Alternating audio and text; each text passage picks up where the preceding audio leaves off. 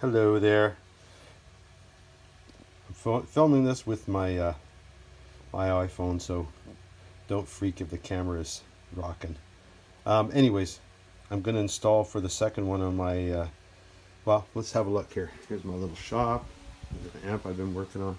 Anyways, here is my other Squire Strat, and I've already changed the whammy bar to a Floyd Rose push pull push out or push in bar, and works fantastic. And as you can see, it's very close to the saddle, and I'm just going to show you what I do to enable to do this. So anyways, I'm trying not to do any cuts on this, but I'm sure there will be. So here's what you get. In Canada, I got this for $50 Canadian to my door, and there's the bar in there, and then here is the part that you're actually going to insert into the bridge plate in this hole here, which you're going to drill out. And I've got thousandths of an inch drills, and I think it's about 380 or 358 is the one I'm going to use.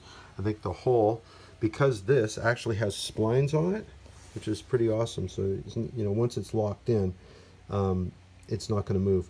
So basically, you drill the hole, and then you put the nut on, and then the nut will pull the splines into the hole and lock it in very well. But the thing is, you can't just drill this hole out, because if you do, it will push against the saddle, and that will not work. So what you have to do is you actually have to take this plate, put it in a vise or somewhere you can lock it down, and you actually have to file with a round, say a round file the hole before you drill it to the right of the plate to clear this saddle. And I will go into detail. I'll set up the phone there so I can show you how I do it. But it's worth the hassle, because I myself and pretty much everybody on this planet is so fed up with a wiggly Strat, whether it's a Squire Strat or beautiful expensive Strat. They all wiggle, and it's a drag. With this, you can actually set whether the bar hangs or is in any position or really tight just by setting this little set screw here. There it is, the little black guy. Yeah, so I installed the other one in about 2.5 months ago. I use it all the time. I play it every day. Done lots of live shows, and once you set the tension, there's like a nylon bushing in there that this thing pushes against. It doesn't it hasn't moved or loosened up yet, and if it does, I'll just give it a little bit of a adjustment and back in business. So anyways, the next step is to well, it's nice if you have some vernier calipers. As you can see, I actually went over top of the splines, and that's the setting I got, which is probably 58, 358 thousandths of an inch. I don't have a metric one, so you have to do this. If you're going to do this, you're going to do this yourself. You're going to figure out which kind of drill you need. Anyways, and then once you get that hole set up, and you put the saddle back on, you can see that it's not pushing the saddle in that direction, because you don't want that, because there's your hole for the string to come up. Then the next step is to take the actual counterweight. I don't know I forgot what you call it. Anyways, you're going to have to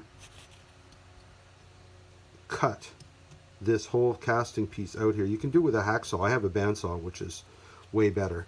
And you basically put the plate back on, figure out how much room you need to clear the nut in the casting so that it's not hitting the casting. So I'm going to show you I'm going to show you step by step how to do this, but it is really worth it. I mean, even if it takes you a week to do this, you're going to be so happy with this whammy bar. And the nice thing is that when you put it back in your case or your bag, and you don't want the bar sticking out, you just pop it out and stick it in one of the compartments, and you're good to go. this is really this is my own idea.